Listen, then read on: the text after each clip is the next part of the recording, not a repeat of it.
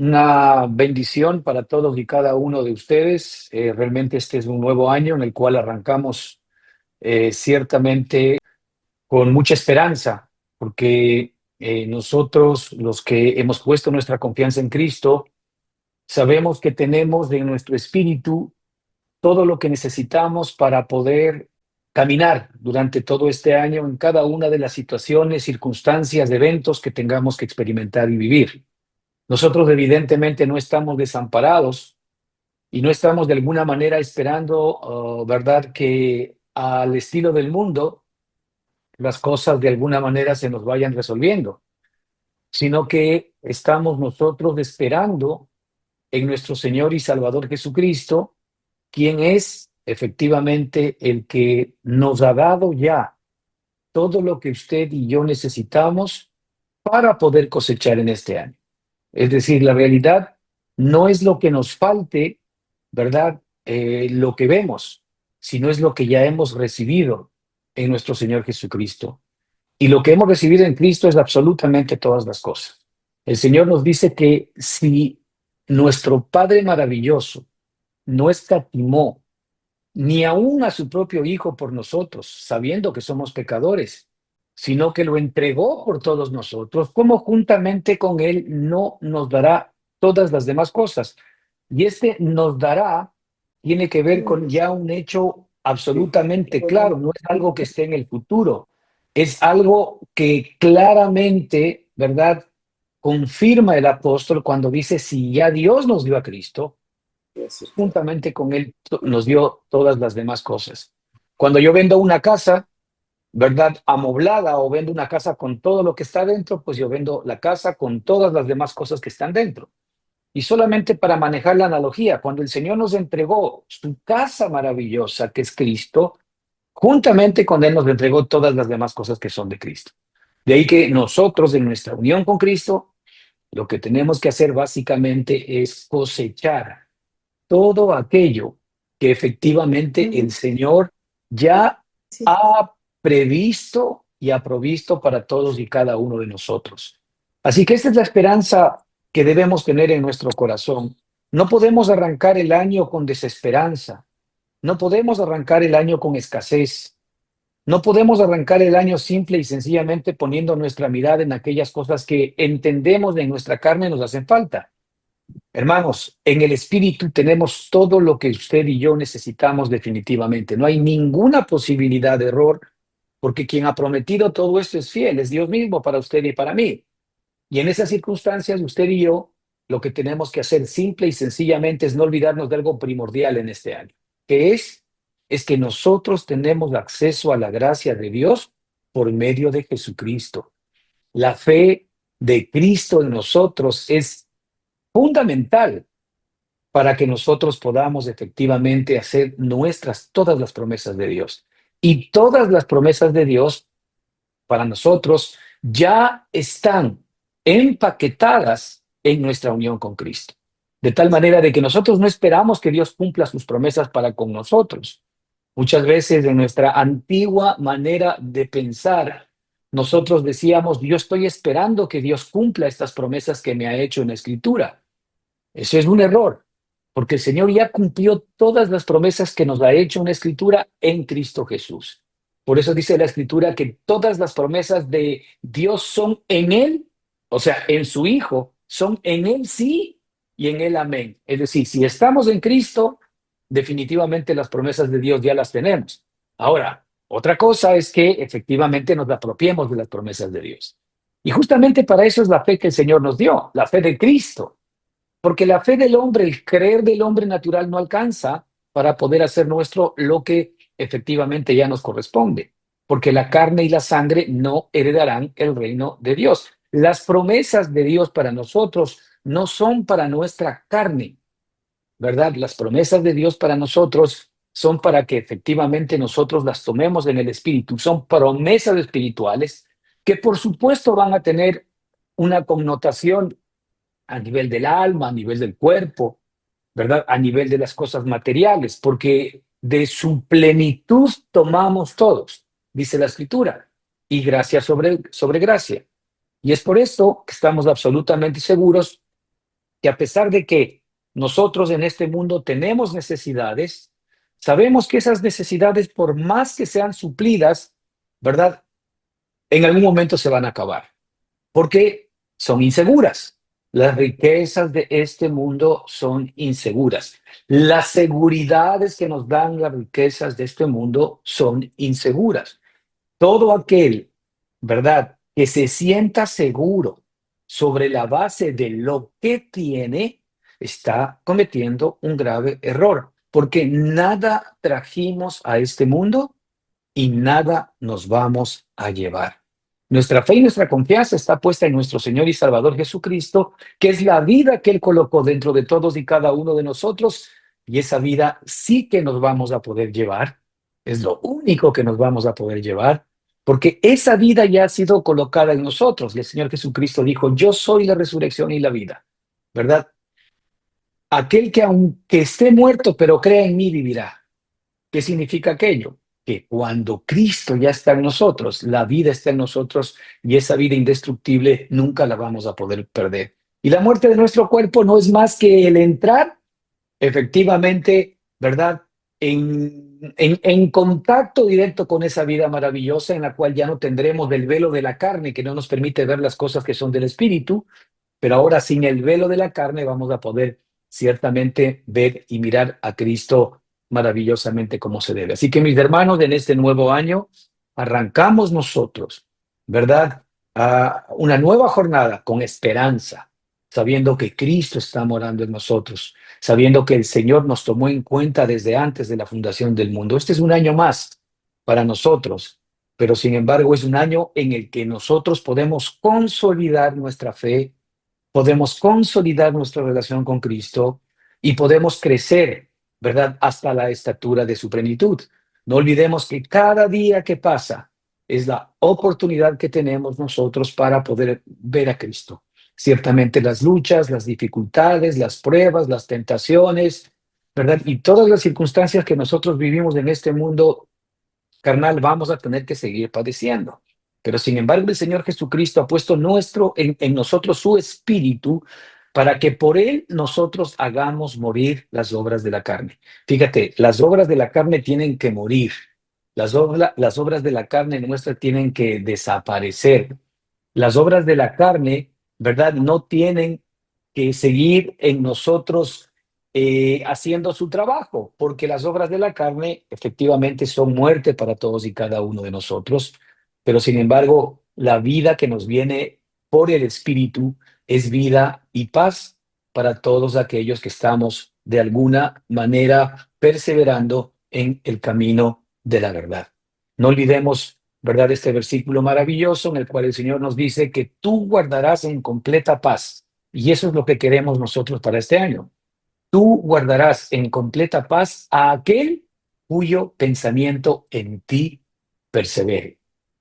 Por lo cual nosotros recomendamos, aconsejamos, exhortamos a todos para que por favor tomemos en cuenta la Escritura, para que no dejemos de lado la Escritura, para que nosotros estemos en un proceso permanente y continuo de meditación en la Escritura, para que efectivamente a través de la Escritura nosotros podamos extraer la palabra viva de Dios, que es Cristo mismo morando y viviendo dentro de cada uno de nosotros, sabiendo que tenemos el Espíritu Santo que el Señor nos dio para revelarnos todas las gemas, todo el oro, toda la plata y las piedras preciosas que nosotros podemos encontrar en la Escritura, que no son más, ¿verdad?, que todos aquellos aspectos que nosotros tenemos que ir conociendo de Cristo, pero no un conocimiento mental, sino un conocimiento experimental, porque el Señor quiere, ¿verdad?, que nosotros lo vayamos conociendo en términos reales, en términos subjetivos, en términos prácticos, en el hecho de que nosotros podamos ver el carácter de Cristo expresado y reflejado en cada uno de nosotros. Ciertamente una empresa grande para la carne, porque es imposible que la carne pueda imitar, ¿verdad?, el carácter de Jesucristo. Pero sin embargo, el propósito o uno de los propósitos del Espíritu Santo dentro de nosotros es formar a Cristo dentro de nosotros. y lo que el Espíritu Santo está haciendo es formando a Cristo dentro de nosotros, que efectivamente el fruto del Espíritu, que es amor, gozo, paz, paciencia, benignidad, bondad, fe, mansedumbre, templanza, que es dominio propio, santidad, justicia y verdad, se vayan realmente expresando y manifestando a través de cada uno de nosotros. Sabemos también que tenemos una lucha todavía contra nuestra propia carne, pero para esto el Señor ha puesto también el Espíritu dentro de nosotros, para que por el Espíritu hagamos morir las obras de la carne.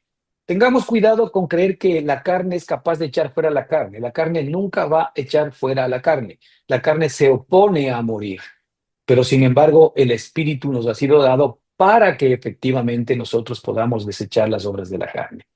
Aquí es importante que el Espíritu muestre quiénes somos, ¿verdad? Porque cuando nosotros nos damos cuenta quiénes somos, sea en Adán o sea en Cristo, vamos a tener que tomar posición.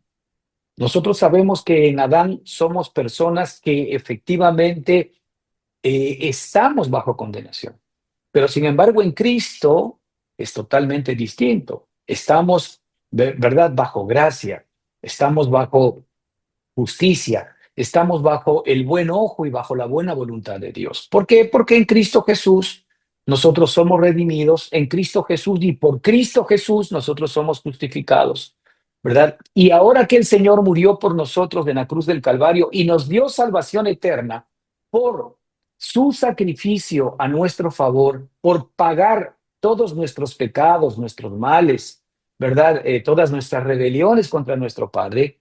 Él fue que hizo eso. Él ya fue condenado por nosotros en la cruz del Calvario.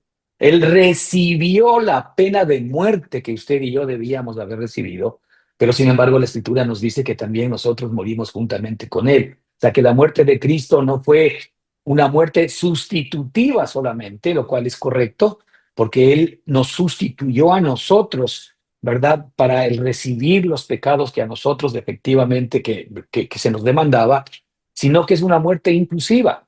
Inclusiva porque también usted y yo fuimos incluidos en esa muerte, para que ahora esa muerte, la muerte de Cristo, ¿verdad?, sea una realidad en cada uno de nosotros. De ahí que el Señor no quiere fortalecer el hombre exterior, sino Él quiere debilitar el hombre exterior.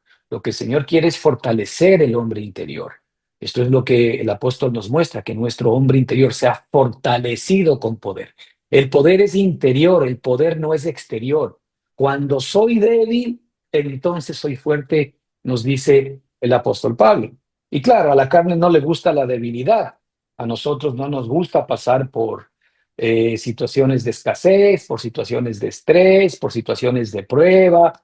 A nadie, a la carne no le gusta, a mí tampoco, ni a usted tampoco como carne.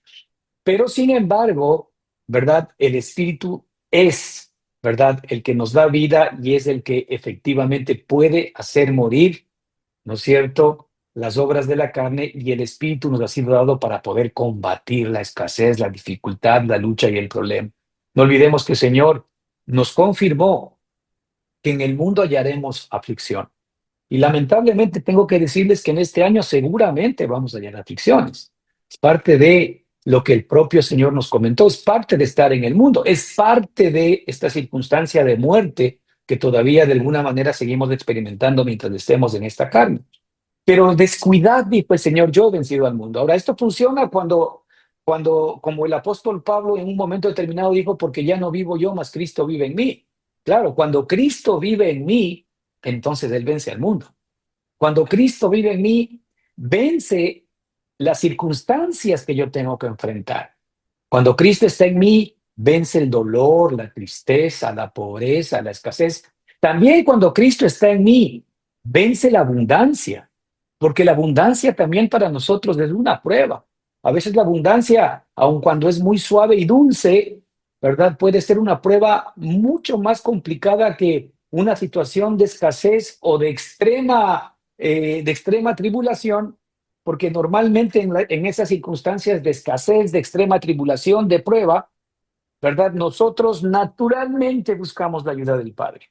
Pero cuando la abundancia está, ¿verdad?, a nuestro favor, o el Señor permite momentos de abundancia, ¿verdad?, momentos de estabilidad económica, momentos en los cuales las cosas parece que están bien, lo cual, por supuesto, por eso damos gracias a Dios, porque el Señor también nos manda esos bienes, pero también son una prueba, ¿no? Que el carácter de Cristo, ahora que está en ti y en mí, ¿verdad? Permita que nosotros efectivamente no caigamos en la tentación de apartarnos del Señor, básicamente por efectivamente encontrarnos nosotros en medio de abundancia. Así que tanto la escasez cuanto la abundancia son circunstancias que nosotros en este año posiblemente vamos a tener que experimentar.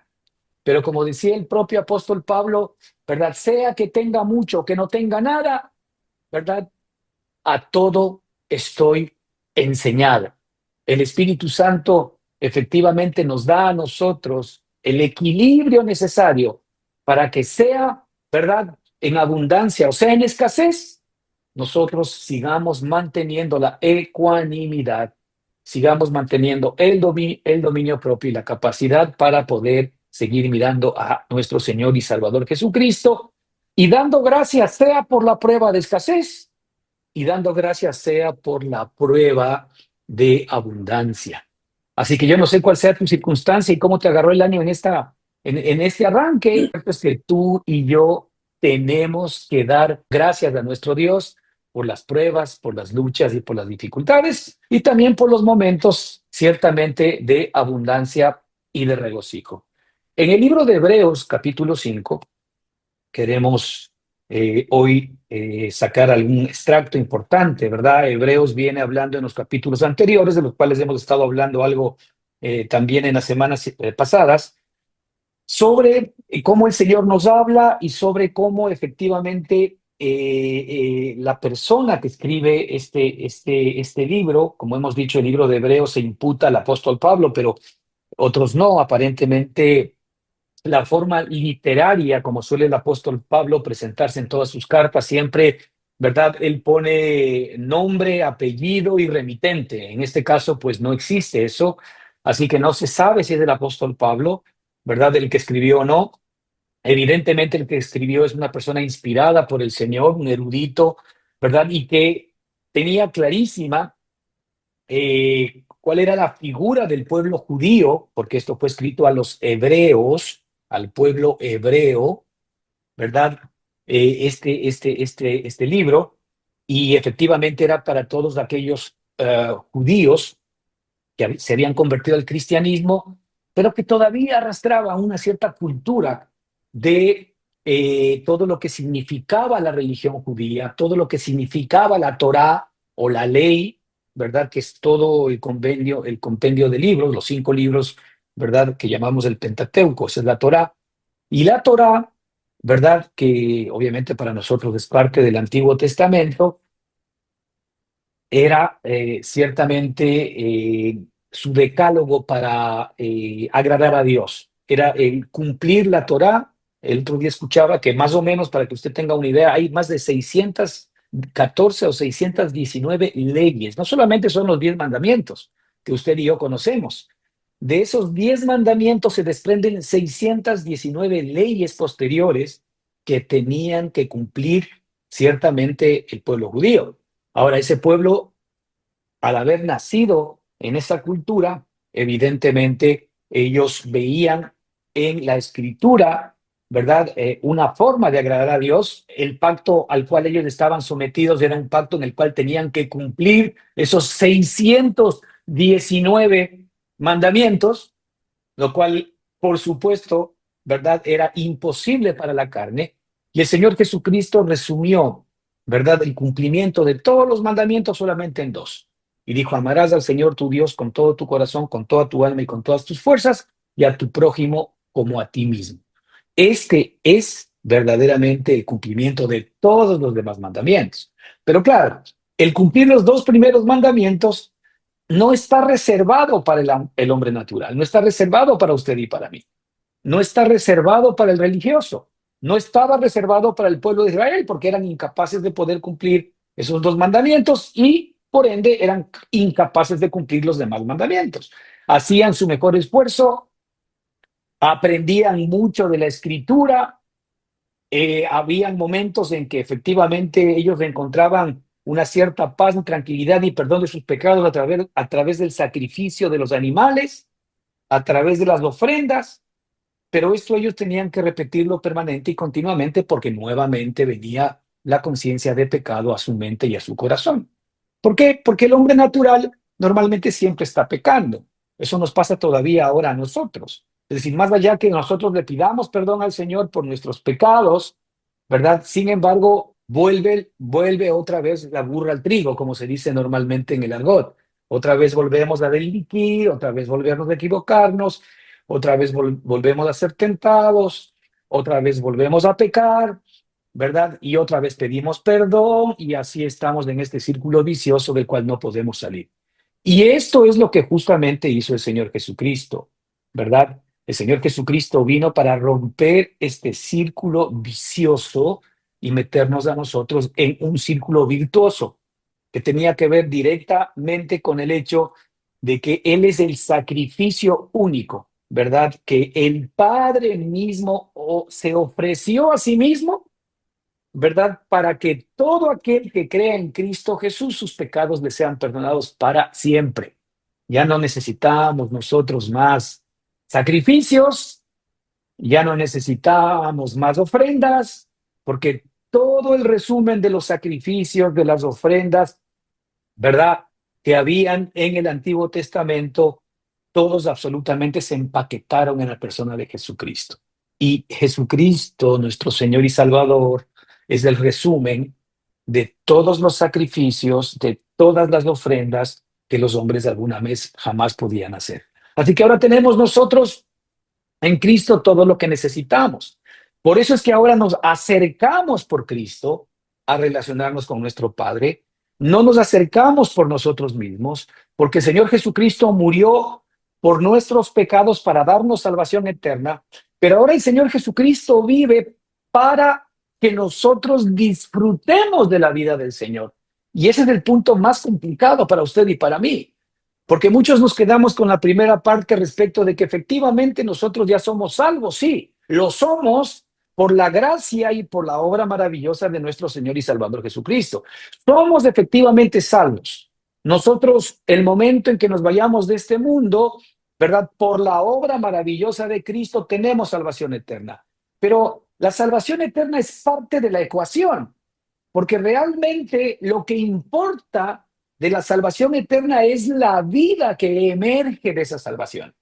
Y la vida que emerge de esa salvación es la vida de Cristo, porque el Señor finalmente nos da salvación eterna para que volvamos a ser introducidos en la vida de la cual nunca debimos haber salido, que es la vida de Jesucristo. El Señor nos introduce en el árbol de la vida del cual lamentablemente Adán nunca participó porque no comió de él. Él prefirió, ¿verdad? Por engaño de la serpiente, a través de su esposa Eva, que es su propia alma, como analogía, ¿verdad? Comer del árbol que Dios le había mandado que no coma y le había efectivamente advertido que si comía de ese árbol ciertamente iba a morir. En este contexto, ¿verdad? En el libro de Hebreos, el Señor efectivamente nos muestra que Cristo es nuestro sumo sacerdote, que Cristo ahora es el sumo sacerdote que traspasó los cielos con su propia sangre, primero pagando, ¿verdad?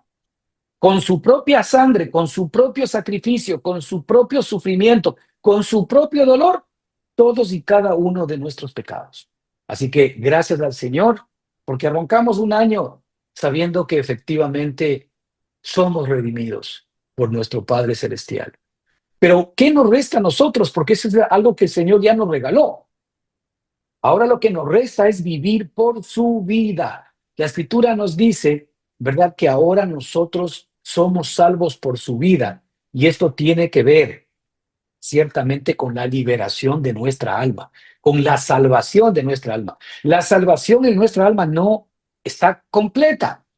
La salvación nuestra en el Espíritu está completa y absolutamente íntegra en cada uno de nosotros, en el Espíritu y en el nuevo hombre que el Señor nos dio.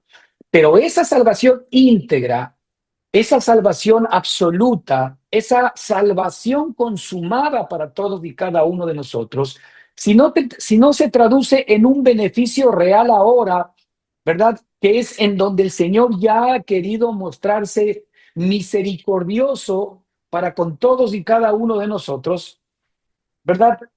Es triste y digamos que para nosotros es vana. En un sentido, ¿verdad? La gracia de Dios nosotros la anulamos porque no estamos recibiendo los beneficios de la gracia de Dios.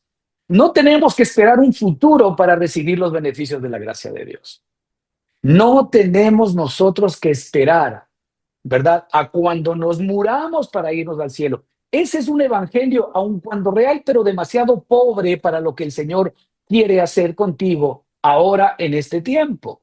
El Señor quiere que tú disfrutes de la vida que Él te dio en Cristo Jesús, ya que Él está a la diestra del Padre, pero también está en tu espíritu, ¿verdad? Intercediendo por ti con gemidos indecibles. ¿Para qué? Para que Cristo sea formado en ti. Lo que el Señor nos está diciendo es que Él quiere que la vida de Cristo sea formada en nosotros para que disfrutemos la vida de Cristo. Porque el Señor nos creó para que lo disfrutemos. El Señor no nos creó para que le demos cosas, ni para que hagamos cosas por Él. Nosotros no estamos en capacidad de poder agradar a Dios por nosotros mismos. No hay nada que podamos hacer por el Señor que de alguna manera le agrade, que no sea directamente el que nosotros presentemos, ¿verdad? A cada uno de nosotros mismos a Dios como vivos de entre los muertos por la obra de Jesucristo a nuestro favor. Que presentemos nuestros miembros como instrumentos de justicia, ¿verdad? Que nosotros nos presentemos a nosotros mismos, ¿verdad? Como su Hijo amado, porque el Señor quiere que nos veamos así. Esto es fe. La fe que el Señor nos da nos permite ver como Él ve.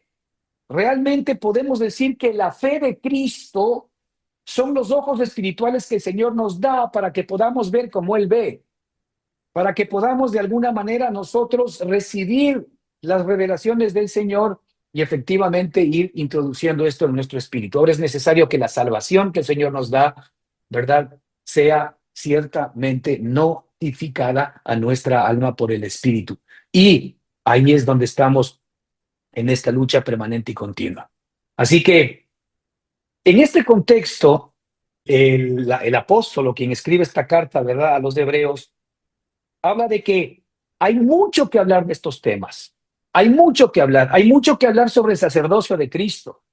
Hay mucho que hablar sobre, ¿verdad?, toda esa figura, ¿verdad?, esa sombra y esas imágenes que nos presentan en el Antiguo Testamento, que efectivamente si nosotros entramos y meditamos, ¿verdad?, en los sacrificios de los animales y todo, siempre vamos a ver allí nosotros una fotografía de la realidad de Cristo para todos y cada uno de nosotros. De ahí que es importante, hermanos, que más allá de que nosotros efectivamente ya no estamos bajo el viejo pacto, sino que estamos en el nuevo pacto. Sin embargo, ¿verdad? En la Escritura, es decir, en el Antiguo Testamento para nosotros, nosotros tenemos verdaderamente una base maravillosa de la revelación de Jesucristo que hoy, a la luz del nuevo pacto, a la luz del Nuevo Testamento, se nos aclaran muchísimos aspectos, ¿verdad?, de lo que el Señor ha hecho por nosotros y cómo hoy Él está intercediendo por ti, por mí, delante de nuestro Padre. Así que más o menos en este contexto, porque es un poco largo, pero yo quisiera leer el versículo 11 del capítulo 5, en donde el apóstol exhorta a los hermanos que estaban escuchando esta palabra. No se olvide que ellos venían de un concierto medio religioso, o bastante religioso, mejor dicho, y muchos de ellos parece que les estaba fallando la fe y estaban queriendo regresar a los antiguos rudimentos de la doctrina de Cristo y aún más, algunos estaban recayendo, es decir, volviéndose atrás otra vez, ¿verdad?, a la ley de los mandamientos, lo cual es ciertamente peligroso porque el momento en que nosotros hemos creído en Cristo y por cualquier circunstancia dejamos de creer en Él, la Escritura nos dice que ya no hay más sacrificio por nuestros pecados, porque Cristo no puede venir a morir una segunda vez por ti. Ya lo hizo y ese hecho, ¿verdad?, sin precedentes para la humanidad, porque solamente Dios lo pudo haber ejecutado, ese hecho tiene que efectivamente, inexorablemente dar resultados dentro de cada uno de nosotros. Si ese hecho no da resultados dentro de cada uno de nosotros, no esperes que Cristo venga una segunda vez a morir por tus pecados, a morir por tu ignorancia, a morir por la dureza de tu corazón. Y de eso es lo que más o menos trata, ¿verdad? Estos versículos que vamos a escuchar ahora.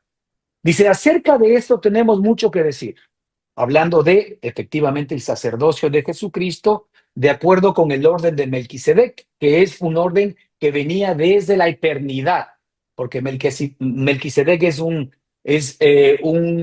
sumo sacerdote que dice la escritura que no tiene días, ¿verdad? Ni nacimiento, es decir, no hay tiempo, es alguien que salió de la eternidad, ¿verdad?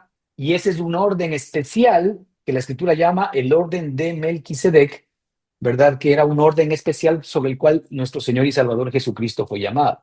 Dice, acerca de esto tenemos mucho que decir y difícil de explicar. Fíjate, el propio apóstol que aquí está trayendo esta palabra, dice, de esto hay infinidad de cosas que decir, muchísimo que decir, muchísimas cosas que nos pueden dar luz, muchísimas cosas que nos pueden alimentar, muchísimas cosas que efectivamente todavía se nos tienen que revelar y que van a sumar como alimento espiritual para el crecimiento de nuestro hombre interior. Acerca de esto tenemos mucho que decir, pero difícil de explicar y difícil de explicar porque claro, es decir, las cosas espirituales, hermanos, no se pueden explicar a las personas carnales. Y lamentablemente en nuestras iglesias y en nuestras congregaciones, muchos de nosotros al no crecer espiritualmente, todavía seguimos como niños. Somos niños carnales, ¿verdad? En los cuales no se puede todavía hablar de cosas altas, de cosas maravillosas, de cosas, ¿verdad? Que verdaderamente son la sustancia de lo que Dios quiere que nosotros conozcamos. Acerca de esto tenemos mucho que decir y difícil de explicar. Está claro que es imposible explicar a la carne las cosas que son del espíritu. De hecho, la misma escritura dice que para el hombre natural, ¿verdad? Las cosas del espíritu son locura, porque se han de discernir espiritualmente. Entonces, la escritura es de espiritual. O sea, lo que usted y yo leemos realmente es espiritual, no es carnal. No puede ser entendida por la mente humana natural, no puede ser entendida por el mundo, ¿verdad? Pero sí puede ser entendida por el hombre nuevo, por el nuevo nacimiento, por el hombre espiritual. Así que, pero sin embargo hay un problema, que aun cuando nosotros ya tenemos el espíritu con nosotros, al nosotros no estar entrenando, ¿verdad? Al no estar ejercitando nuestros sentidos en el conocimiento del bien y del mal, vamos a ver ya mismo, ¿verdad?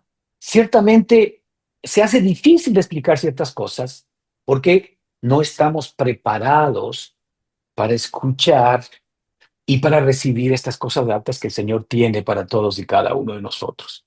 Nosotros todavía estamos, muchos de nosotros, en la superficie, haciéndonos preguntas superficiales, haciéndonos preguntas de este mundo, ¿verdad? Nosotros estamos interesados y curiosos de saber cosas, ¿verdad? Que de alguna manera no tienen tanto interés para el espíritu, aun cuando sí mucho para la carne, ¿verdad? Porque la carne es muy curiosa, pero sin embargo, el espíritu que está en nosotros ha sido diseñado para recibir las profundidades espirituales de Cristo, para que nosotros podamos ahondar en el conocimiento de esa vida y para que podamos nosotros adueñarnos y apropiarnos de todo lo que Cristo es, porque nosotros hemos sido unidos a Cristo. Este es el gran misterio que Dios efectivamente nos quiere mostrar. Primero, que Cristo ha sido depositado en nosotros.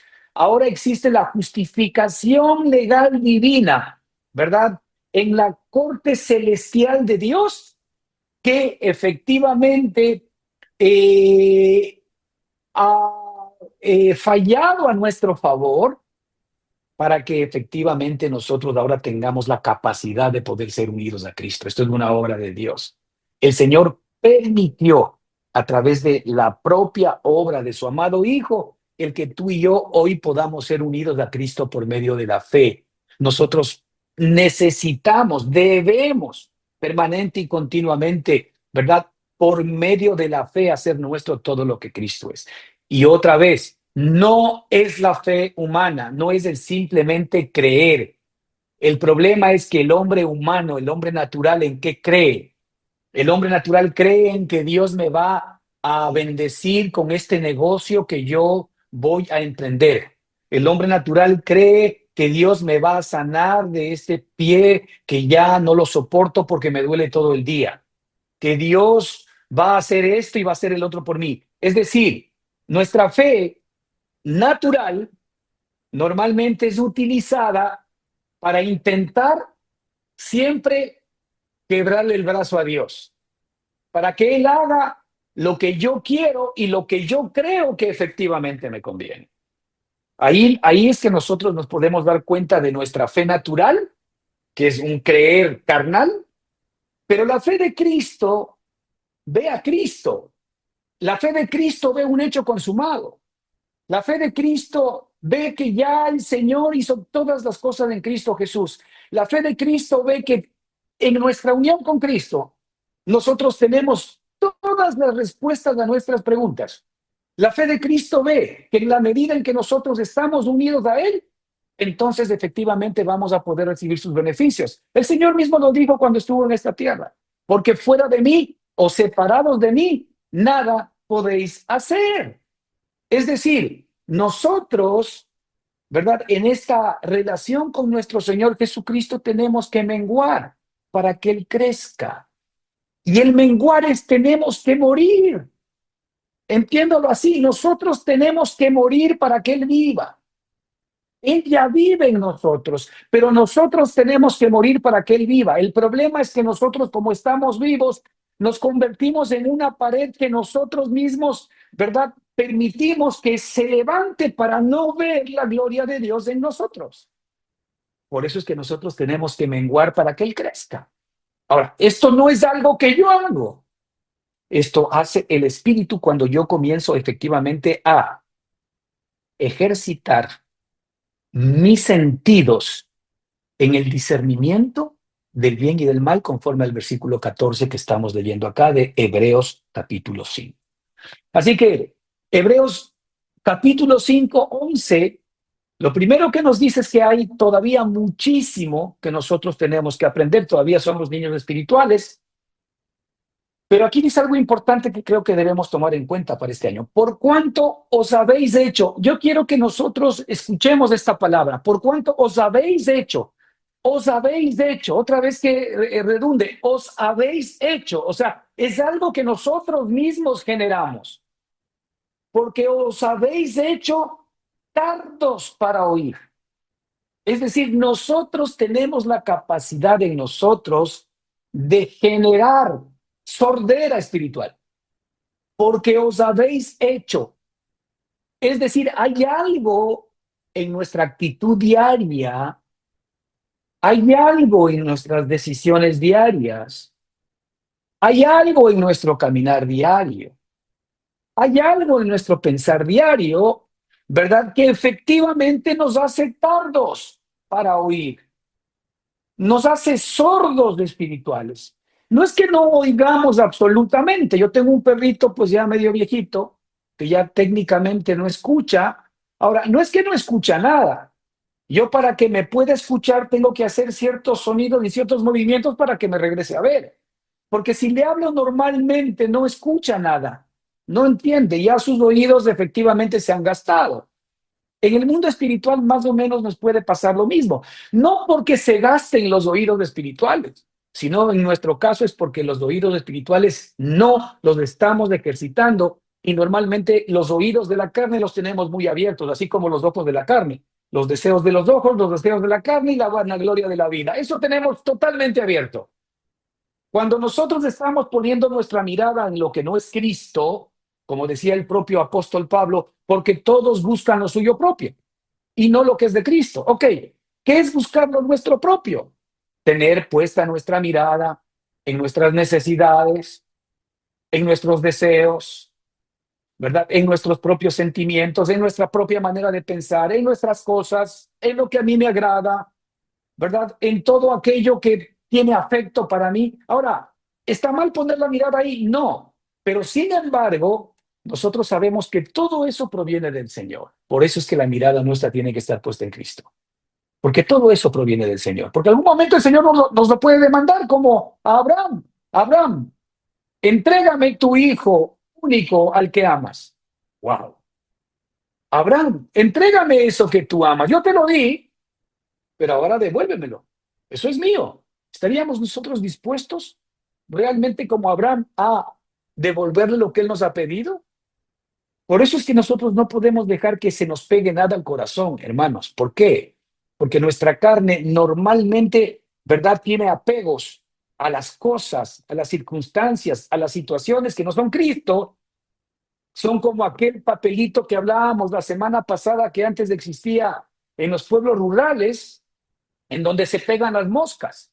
Hay un buen olor, ¿verdad? Viene la mosca por el olor, se estaciona y aterriza en el papelito y nunca más sale, porque se queda pegada y ahí muere. Eso es lo que nos sucede a nosotros muchas veces en nuestra vida carnal. Estamos tan apegados a las cosas de este mundo, tan apegados a nuestros afectos, tan apegados a aquellas cosas que nosotros creemos que tienen valor en nuestra vida, que venimos a ellas porque tienen un grato olor para nosotros, nos quedamos pegados y ahí nos mata. Hermanos, el Señor quiere bienestar para usted. No cabe duda.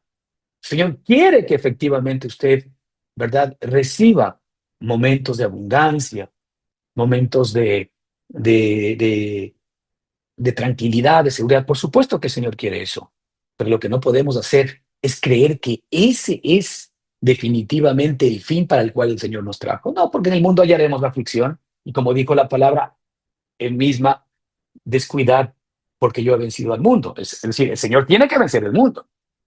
El Señor tiene que vencer las buenas circunstancias y las malas circunstancias de nosotros. De ahí que tenemos que dar paso a la vida de Cristo dentro de nosotros. Así que, hermanos, os habéis hecho es algo que primero tiene que llamarnos la atención a nosotros en este tiempo. Os habéis hecho tardos para oír. Es decir, las decisiones, las actitudes que nosotros tomamos en aras a no escuchar la voz del Espíritu de Dios para entrenar, ¿verdad?, el oído espiritual, va a traer como consecuencia el hecho de que nos volvamos tardos, tardos. Mira, el apóstol Santiago, en Santiago 1:19 decía: por esto, amados hermanos míos, todo hombre, está hablando para nosotros, ¿no?, para los cristianos, todo hombre sea pronto para oír. Aquí está. Todo hombre sea pronto para oír las cosas del Espíritu, pronto para oír las cosas que son de Cristo. Eso es algo que se desarrolla. Esto no es algo que simplemente nace, pero se desarrolla. Si ya tenemos nosotros el oído espiritual, es necesario que ese oído espiritual efectivamente se vaya desarrollando. Y la única manera de desarrollar ese oído espiritual es escuchando al Señor, escuchando su palabra, no leyendo la Biblia. No es leyendo la Biblia, es rumiando la Biblia, como hablábamos de aquí en algunas charlas anteriores. La vaca que tiene 4 estómagos está comiendo todo el día pasto para después, cuando va y se sienta y descansa, usted no le ve descansando ni durmiendo, sino que le ve rumiando, es decir, recién saca de su estómago todo lo que cosechó durante el día arrancando hierba del pasto, para después dedicarse a otra vez regurgitar todo aquello, ¿no es cierto?, y comenzar a mascarlo dentro de su boca, ¿verdad?, de su trompa, y recién la sustancia, los nutrientes, ¿verdad?, de esa hierba comienzan efectivamente a convertirse en vida en él. Fíjese, esa es una excelente analogía de lo que nosotros tenemos que hacer. Muchas veces nosotros venimos a la Escritura, tenemos que, en la medida de lo posible, llenar nuestra mente, nuestro corazón de la Escritura, porque la Escritura efectivamente, ¿verdad?, es la materia prima que nuestro Espíritu o el Espíritu Santo de Dios utiliza para llevarnos a toda verdad, para revelarnos la verdad de Cristo dentro de cada uno de nosotros. Entonces, en la medida en que usted, ¿verdad?, tiene en su mente y en su corazón guardados textos, versículos bíblicos, usted tiene que sacarlos, ¿verdad? Tiene que volverlos a sacar a su mente, a su entendimiento, y repasarlos para que las verdades del Señor puedan comenzar efectivamente a entrar en lo profundo de nuestro corazón. Así es como nosotros ejercitamos nuestro oído espiritual. Así es como efectivamente podemos escuchar más a Dios. Había un profeta, ¿verdad? Que alguna vez le tuvo que enseñar a uno de sus pequeños discípulos, a un chico, no me acuerdo el nombre del profeta, pero era muy conocido, ¿verdad? Que fue a vivir en el templo justamente con él, en donde él tuvo que enseñarle a escuchar la voz de Dios. Él al principio, ¿verdad? Escuchaba la voz de Dios, pero no sabía que era la voz de Dios. Y él tuvo que aprender a escuchar la voz de Dios. Pues ese es el oído espiritual que tú y yo necesitamos. Sí, tiene que ser un oído espiritual abierto, sensible, despierto. Mientras que aquí, claro, en contraste, el propio, el propio Santiago nos dice que el hombre sea pronto para oír, pero tardo para hablar y tardo para irarse. Porque para eso sí somos espectaculares. Somos violentos para hablar y somos rápidos para irarnos. Evidentemente se está refiriendo al pronto para oír. No está hablando de una capacidad humana para escuchar. Está hablando de una capacidad divina para escuchar. Eso hará que seamos lentos para reaccionar en cuanto a efectivamente los deseos de nuestra carne. Entonces, acá en el versículo 12 dice, porque en el 11, porque os habéis hecho tardos para oír, porque debiendo ser ya maestros, después de tanto tiempo, yo no sé cuánto tiempo tenemos nosotros en el Evangelio, yo debo tener por lo menos unos 50 años, 49, ¿sí? En el Evangelio. Y yo no puedo decir que sea un experto en la palabra de Dios, porque cuando yo estoy escuchando esta palabra, a mí el Señor también me está dando, ¿ah? No crean que no, aquí el pastor, no, no, yo a mí también me da. Porque todos nosotros tenemos nuestras luchas, tenemos nuestras debilidades, yo soy tan humano como son ustedes, y también efectivamente tenemos toda esta lucha que todos nosotros tenemos. Yo tengo 40 y pico de años en el Evangelio, por eso estoy hablando en primera persona. No sé cuántos años tenga usted. Yo no puedo decir que efectivamente yo ya sea un maestro. Yo tengo que decir que todavía necesito seguir afinando mi oído espiritual, porque todavía sigo siendo medio tardo. Esa es la verdad. Pero ahí es donde nosotros tenemos que hacer mea culpa, porque cuánto hemos oído de Cristo es nada todavía en relación a lo que se nos tiene que revelar. Es nada todavía en relación, ¿verdad?, a todo aquello que efectivamente se nos tiene que revelar. Es Elí, como dice nuestro hermano acá, ¿verdad? Efectivamente, es Elí, ¿verdad? El profeta. Lean Elí, porque ahí vemos nosotros como el Señor, ¿verdad? Nos mete en un proceso para escucharle. Así que, debiendo ser ya maestros, después de tanto tiempo, ¿sí? Tenéis necesidad de que se os vuelva a enseñar cuáles son los primeros rudimentos de la palabra de Dios. Y habéis llegado a ser tales que tenéis necesidad de leche y no de alimento sólido. Es decir, muchos de nosotros estamos muchos años en el cristianismo, en el evangelio, ¿verdad? Pero siempre estamos dando vuelta en los rudimentos, como dice aquí la escritura, en los rudimentos de las palabras de Dios. Es decir, después habla de la doctrina de Cristo. Los rudimentos. Es decir, los rudimentos son las primeras cosas necesarias, ¿verdad? Que son importantes que una persona que vaya a nacer de nuevo las conozca. Y cuando las conoce, son la base sobre la cual efectivamente el edificio tiene que irse de alguna manera desarrollando. Pero si yo quiero hacer un edificio, lo primero que tengo que hacer, ¿no es cierto?, es un cálculo estructural y un diseño arquitectónico que de alguna manera sustente esta obra que efectivamente yo quiero construir o quiero generar. Pero lo primero es que obviamente deba tener unas buenas bases, unos buenos cimientos de tal manera de que puedan aguantar la estructura y la altura del edificio, ¿no?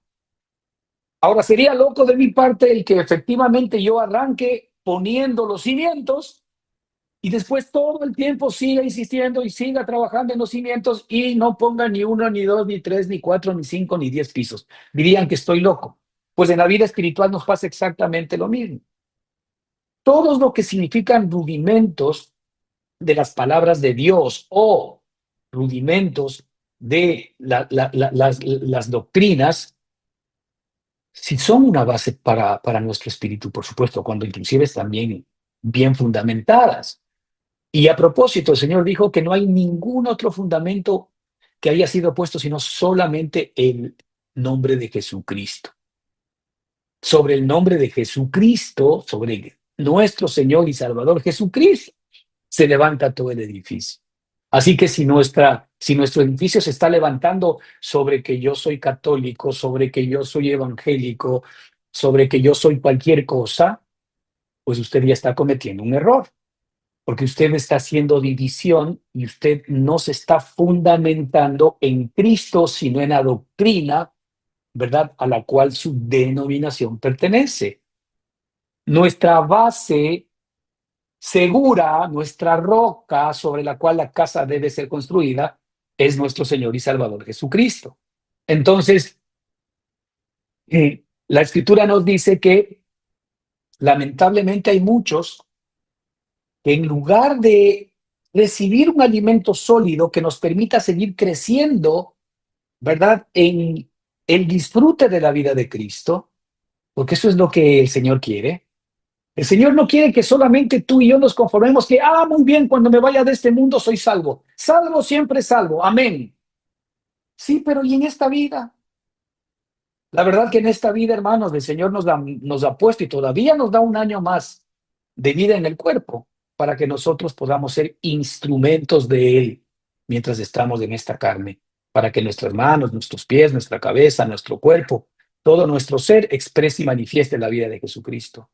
Ese es el propósito de Dios para nuestra vida. Seguramente en ese caminar vamos a errar o equivocar, pero aquí lo importante es el que sigamos nosotros poniendo nuestra mirada en nuestro Señor y Salvador Jesucristo. Pero a muchos de nosotros se nos tiene todavía que volver a enseñar los primeros rudimentos de las palabras de Dios. ¿Por qué? Porque no hemos crecido, porque somos tardos para oír, porque nosotros nos hemos hecho tardos para oír. ¿Por qué? Porque no escuchamos a la palabra del Señor. Escuchamos exhortaciones como esta. Terminamos esta charla, cumplimos este ciclo de, pues bueno, ya escuché la charla del domingo y no pasa nada. No, hermano, no haga eso. Esto para usted debe ser un desafío semanal para que usted se base en lo que estamos charlando aquí y vaya por usted mismo y descubra y rebata si quiere lo que estamos hablando aquí. Y el Señor le tiene que mostrar a usted como a mí lo mismo. Entonces, para usted, estas charlas, por ejemplo, por darle una idea, no es que sea la única, pero es una idea, que le puedan servir a usted de hoja de ruta. Porque si usted no sabe y dice el lunes, ahora, ¿qué leo? No lea nada. Usted dedíquese a investigar, dedíquese a meditar en lo que estamos charlando aquí. Y va a ver cómo el Señor permite que su oído espiritual comience a funcionar. Va a ver cómo el Señor comienza a usted a revelarle cosas que antes ciertamente le estaban siendo ocultas. Y en esa misma medida, ¿verdad?, ya no vamos a necesitar de que otra vez se nos vuelva a enseñar los mismos rudimentos de la palabra de Dios. La Escritura nos dice que todo aquel que participa de la leche es inexperto. La leche tiene que ver justamente con estos rudimentos iniciales, con estas bases iniciales, con este fundamento inicial que es necesario que efectivamente nosotros conozcamos para que podamos crecer. Pero si nosotros nos quedamos allí y no vamos a la experiencia de la vida de Cristo, hermanos, ¿de qué nos sirve?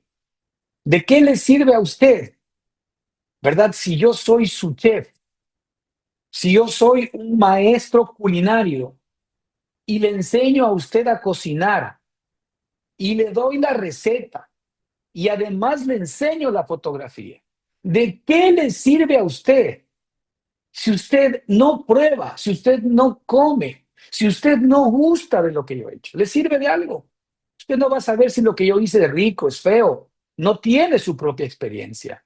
Eso es lo que el Señor nos está diciendo aquí. El Señor lo que desea con usted y conmigo es no solamente que escuchemos la receta.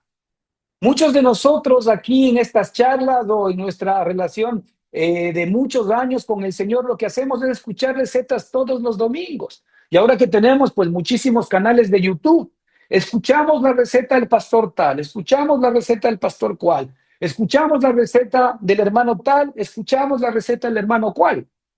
Pero la pregunta es, ¿estamos gustando la vida de la receta? ¿Estamos gustando realmente el alimento de la receta? Esto es algo que usted y yo no tenemos que cuestionar. Esto es a lo que apunta realmente la escritura cuando dice que todo aquel que participa de la leche es inexperto en la palabra de justicia. Pero el alimento sólido, es decir, el alimento sólido, un buen filete, una buena carne, un buen estofado, ¿verdad? Un producto que verdaderamente a usted le dé sustancia y diga, qué rico esto.